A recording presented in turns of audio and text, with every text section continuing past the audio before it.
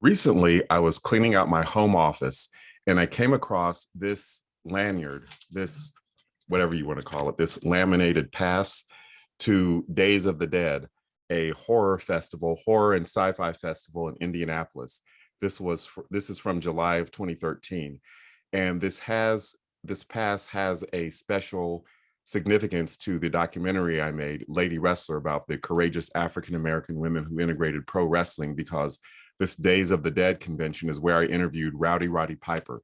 He gave a lot of great insights about women and women in the wrestling industry and how the industry views women, especially these Black women who were pioneers. He was just so awesome to speak to. And finding this pass to Days of the Dead brought back so many fond memories of the late Roddy Piper.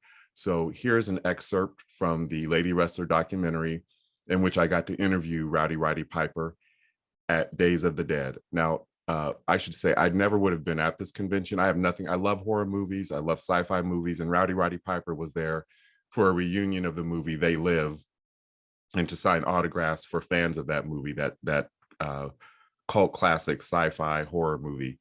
But I wouldn't have been there unless it was to interview him for Lady Wrestler. But in any event, here is an excerpt from Lady Wrestler in which Roddy Piper talks about the status of women in the wrestling industry. Rest in peace. They had a hard time. It was so competitive that I think that back then that they may have been very difficult for a black lady. When they got on the mat, they had to perform and hit harder, and they were rougher on each other than we were, because there was so much male dominance, and they were always treated as just, flash, where these women were really trying to get over as the guys were, and being world champion and recognizing their talents.